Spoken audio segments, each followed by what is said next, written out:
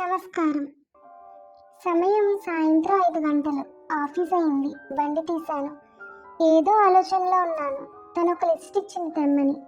అది ఉందో లేదో జేబు తడుముకున్నాను. అమ్మయ్యా, ఉంది.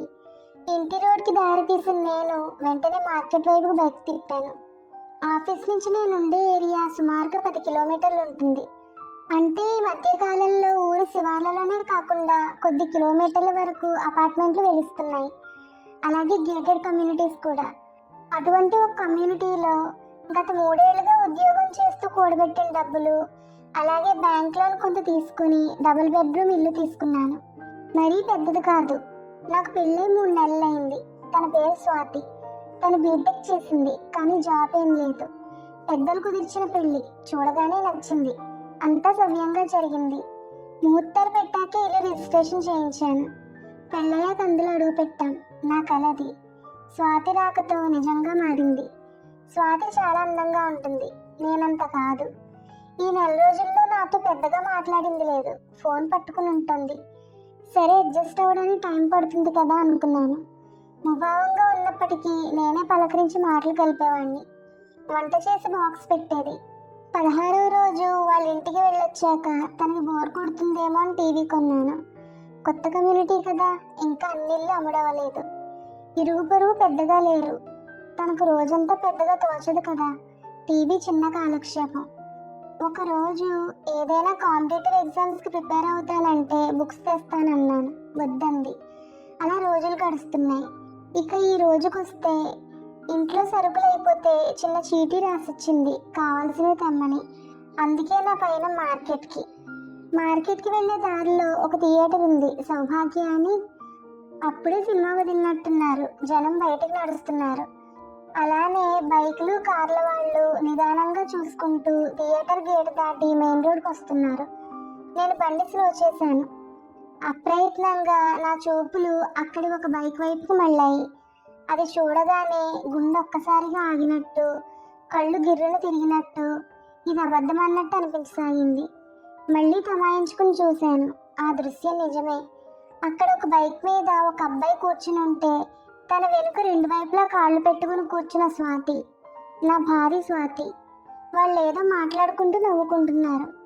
ఆ జనంలో వాళ్ళని గమనించలేదు. నేను వెంటనే బండి వెనక్కి తిప్పి కొద్దిగా ముందుకు వెళ్ళి ఎడం వైపు తిరిగి వాళ్ళని దూరం నుంచి చూడసాగాను. తన చేతులతో అతన్ని పట్టుకుని వీపుకు ఆనుకుని కూర్చునుంది. నాకు అప్రయత్నంగా కన్నీళ్ళు వచ్చేసాయి. వాళ్ళు ఆ రోడ్డు నుంచి కుడివైపుకు తిరిగారు. నేను నా జేబులో ఉన్న కర్చీఫ్ తీసి ముఖానికి కట్టుకున్నాను. దూరంగా వాళ్ళని అనుసరించసాగాను. అంటే తను ముభావంగా ఉండడానికి కారణం ఇద్దా? అంటే నన్ను ఇష్టం లేకుండా పెళ్లి చేసుకుందా? అసలు ఇలా చేయడం ఏంటి? పెళ్లి కొప్పుకున్న గతాన్ని వదిలేయాలి కదా. ఇంకొకరి జీవితంలోకి వచ్చాక పాత ప్రేమ మర్చిపోవాలి. కానీ ఇలా సంబంధం కొనసాగించి నా జీవితంతో ఆడుకోవడం ఏంటి? వాళ్ళు మా ఇంటి వైపు వెళ్ళసాగారు. కమ్యూనిటీ దగ్గరకు వచ్చింది. నేను దూరంగా బండి ఆపి చూస్తున్నాను. మా ఇంటికి కొంచెం దూరంలో అతను బండి ఆపాడు. నాకు వాళ్ళు కనిపిస్తున్నారు. స్వాతి దిగాక చేతులు కలిపి ఏదో చెప్పి వడివడిగా వెళ్ళిపోయింది. నేను బైక్ తిప్పి దగ్గరలో ఒక పాన్ షాప్ ఉంటే బైక్ పక్కన పెట్టి అక్కడి నుంచి సిగరెట్ తాగుతున్నాను. అతను వస్తూ బండి అక్కడే ఆపాడు. నా పెళ్లి ఫోటోలు వాడితో పంచుకునే ఉంటుంది. నన్ను చూస్తే గుర్తుపట్టే అవకాశం ఉండడంతో సిగరెట్ పడేసి మళ్ళీ ముఖానికి కర్చీఫ్ కట్టుకుని నా బండిని ఆనుకుని నుంచున్నాను. వాడు దిగి పాన్ షాప్ని సమీపించి ఒక సిగరెట్ తీసుకున్నాడు. 6 అడుగులు ఎత్తుంటాడు. జిమ్ చేస్తాడనుకుంటాను. టీషర్ట్ కండలు చూపించేలా ఉంది. పాన్ షాప్లో ఒక మధ్య వయసు వాడు. బయట నేను అతను తప్ప ఇంకెవరూ లేరు అక్కడ. వాడు సిగరెట్ వెలిగించి పొగ గుండెలకు లాగి వదిలాడు. అది రింగులు తిరుగుతుంది.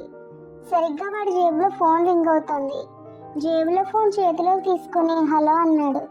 నేను ఊహించాను ఆ కాల్ స్వాతిని చేసుంటుందని. నేను ఆఫీస్ నుంచి వచ్చేసరికల్లా ఇంటికి చేరుకునే మంచి ప్లాన్ వేసుకున్నారు. నాకు తెలిసి ఇది పెళ్ళైన వారం నుంచి మొదలై ఉంటుంది.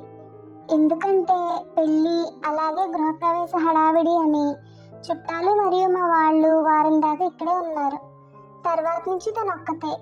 నేను ఉదయం 10కి వెళ్ళిపోతే సాయంత్రానికి కానీ రాను. ఇంతకన్నా మంచి సమయం ఎక్కడ దొరుకుతుంది వాళ్లకు? పైగా టౌన్కి దూరంలోని కమ్యూనిటీ. పెద్దగా జనం ఉండరు. రోజంతా వాళ్ళు గడపచ్చు. ఇవన్నీ తలుచుకుంటుంటే నాకు నా మొదటి రాత్రి గుర్తొచ్చింది. మళ్ళీ నా ఆలోచనలు కట్టిపెట్టి వాడి మాటలు వినసాగాను. లేదు, ఇక్కడే ఉన్నాను, పాన్ షాప్ దగ్గర. మీ ఆయన వచ్చాడా? ఇలా మాత్రం బాగుంది. ఈ ప్రైవసీ మనకి మన కాలేజ్ టైంలో కూడా దొరకలేదు అని నవ్వాడు. భయంగా ఉండేది ఎక్కడ కలవాలన్నా. ఒకసారి లాడ్జికి వెళ్తే నువ్వేమో భయపడిపోయావు. ఇలా బాగుంది, థ్రిల్లింగ్గా. మీ ఆయన ఆఫీస్లో, మనం మీ వారి కొత్తింట్లో. రేపు స్వర్గమే నీకు. 11 కల్లా వస్తాను. ఉంటాను. కాల్ కట్ చేశాడు. సిగరెట్ పడేసి బైక్ తీసి రివ్వున వెళ్ళిపోయాడు. నా మనసులో వేదన మొదలైంది, కాళ్ళల్లో వణుకు. నా వెనక ఇంత జరుగుతోందా? ఎంత మోసం! ఆలోచనలు వెనక్కి మళ్ళాయి. ఆ రోజు మొదటి రాత్రి ఏర్పాటు చేశారు. పెళ్లికి ముందు దాకా అతని నెంబర్ కూడా లేదు నా దగ్గర. మాట్లాడింది కూడా లేదు. నేను అప్పటికీ చూపుల్లో అడిగాను, నేను మరీ అందంగా ఉండను కనుక తనకి ఇష్టమేనా అని. అంతా ఇష్టమే అంటాను తమకు కొట్టారు. మొదటి రాత్రి తనది మహానటి నటులని ఇప్పుడే నాకు తెలుస్తోంది. గదిలోకి వెళ్ళాక కాసేపు మాట్లాడాక పట్టుకుంటే, వద్దు ప్లీజ్, కొంతకాలం ఆగి అర్థం చేసుకున్నాకప్పుడు కలుద్దాం అంది. రత్నే బనాడి జోడీ సినిమాలో షారుఖ్లా నేను తనను నిదానంగా మార్చుకుని నన్ను ప్రేమించేలా అలవాటు చేసుకుంటాననుకుని ఇప్పటికి 30 రోజులు దాటినా ముట్టలేదు. తను నా భార్య కాబట్టి అది తనకి నేను ఇవ్వాల్సిన గౌరవం అనుకున్నాను. నేనిచ్చాను. తనే అతనితో పక్క పంచుకుంటూ ఒక బకరాల నన్ను చూస్తుందని ఊహించలేకపోయాను. మనసులో ఒక ఆలోచన వచ్చింది. అది వెంటనే అమలుపరిచాను. మళ్ళీ వెనక్కి మార్కెట్కి వెళ్ళి చీటీలో ఉన్న వాటి ప్రకారం అన్ని సరుకులు తీసుకుని వచ్చి బండి ఇంటి ఆవరణలో పెట్టి లోపలికి అడుగు పెట్టాను. తలుపు తీసే ఉంది. తన హాల్లో కూర్చునుంది. చూసి లేచి నా చేతిలో సంచి తీసుకుంది. నీళ్లు తెచ్చివినా అంది. నేను ఏం కలిపి తెస్తావు మనసులో అనుకుని బయటకు వద్దు అన్నాను. ఈ మధ్య పేపర్లో ఎటు చూసినా ఇవే వార్తలు. టీవీ ఆన్ చేసింది. ఏదో స్పెషల్ స్టోరీ వస్తుంది. ప్రియుడిని కలుస్తాను భర్తకి చెప్పి వెళ్ళిన భార్య, తట్టుకోలేక వాళ్ళిద్దరిని హత్య చేసిన భర్త ఉండగానే 2 ప్రియులతో వ్యవహారం. ఒక ప్రియుడితో ఇంకో ప్రియుడిని చంపించిన వివాహిత వైనం. భర్తని చంపి అతని స్థానంలో ప్రియుడిని ప్లాస్టిక్ సర్జరీ చేయించి మొగుడిగా పరిచయం చేసిన మరో వనిత. ఇలా అన్నీ వరుసగా చదువుతూ ఎందుకిలా మహిళలు తమ జీవితాన్ని కాపురాల్ని నాశనం చేసుకుంటున్నారు, ఎటుపోతుంది మన సమాజం అంటూ న్యూస్ యాంకర్ గట్టిగా మాట్లాడుతుంది. నేను ఇన్ని రోజులు ఈ వార్తలు చూసి ఇదేంట్రా ఇలా చేస్తున్నారు వీళ్ళు, సెక్స్ సుఖం కోసం ఇంతలా దిగజారుతూ హత్యలు చేసి పిల్లల్ని అనాథలు చేసి ఏం సాధిస్తున్నారు చివరికి అనుకునేవాడిని. తిరిగి కథ అడ్డం తిరిగి నా ఇంట్లో ఇంకో న్యూస్ తయారయ్యేలా ఉంది అనిపించింది. నవ్వాలో ఏడవాలో తెలియని పరిస్థితి. బెడ్రూమ్లో టవల్ కోసం వెళ్ళి బెడ్ వంక చూశాను. సర్దేసింది. లక్షలు పెట్టి ఇల్లు కొన్నాను. కుటుంబంతో సంతోషంగా ఉందామని నా డబ్బుతో నేను కొన్న బెడ్ మీద వేరెవరో కాపురం చేస్తున్నారు. దేనికైనా రాసిపెట్టి ఉండాలి. స్నానం చేసి వచ్చి కూర్చున్నాను. 8 గంటలు దాటింది అప్పటికి. తను వచ్చి అన్నం పెట్టనా అని అడిగింది. ఆకలి లేదని చెప్పాను. ఏమో చంపే ప్లాన్ చేసినా చేసి ఉండొచ్చని నా అనుమానం బలపడింది. ఆ న్యూస్ ఎఫెక్ట్ కావచ్చు. తను ఫోన్ చూస్తూ కూర్చుంది. నేను వెళ్ళి రోజు పడుకునే బెడ్రూమ్ కాక వేరే దాంట్లో పడుకున్నాను. లోపల గడి పెట్టుకున్నాను. నిద్ర పట్టట్లేదు. బయట ఏవో గుసగుస మాటలు వినిపిస్తున్నాయి. ఫోన్లో అని తెలుస్తోంది. ఆఖరికి మల్లగుల్లాలు పడ్డాక నిద్ర పట్టింది. ఉదయం త్వరగా లేచి రెడీ అయ్యి బాక్స్ వద్దని చెప్పి 9 గంటలలోపే బయటకు బయలుదేరసాగాను. తను చూసి ఏంటి రాత్రి తినలేదు, ఇప్పుడు బాక్స్ వద్దంటున్నారు, ఏమైంది అని డౌట్గా అడిగింది. నేను వచ్చిరాని నవ్వుతో అదేం లేదు, మా ఆఫీస్లో కొలీగ్ పుట్టినరోజు, లంచ్ అక్కడే, అందుకే అని బయలుదేరాను. బండి తీసి బస్టాండ్ దగ్గరలోకి వచ్చేసి నేను నా మనసులో వచ్చిన ఆలోచన కార్యరూపం దాల్చే సమయం కోసం ఎదురు చూడసాగాను. కొద్ది నిమిషాల్లో నా ముందుకి మా అమ్మ నాన్న, స్వాతి అన్నయ్య మరియు అమ్మ నాన్నలు అంటే మా అత్తమామలు వచ్చి నించున్నారు. కొత్తల్లుడు అలాగే బావ ఎందుకింత అర్జెంటుగా ఇదే సమయానికి పిలిచాడో వాళ్ళకి అర్థం కాలేదు. మా అమ్మ నాన్న కూడా ఆశ్చర్యంగా ఏంటా అన్నట్టు నా మొహం చూస్తున్నారు. నేనేమీ మాట్లాడలేదు. మీకే తెలుస్తుంది, కొంచెం సేపు ఆగండి అన్నాను.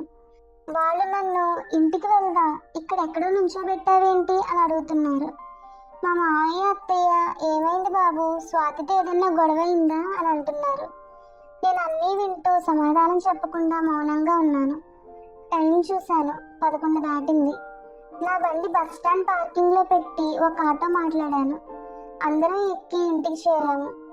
ఇంటి ఎదురుగా ఒక బండి ఉంది. ఎవరిది బావా బండి అని అడిగాడు స్వాతి అన్నయ్య.